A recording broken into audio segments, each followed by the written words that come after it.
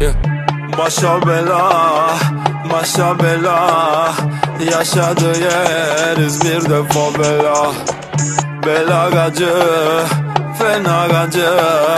Varoşkacı, anası bohçacı. Başa bela, başa bela. Yaşadığı yer İzmir'de favela. Bela gacı, fena gacı. Varoşkacı, anası bohçacı.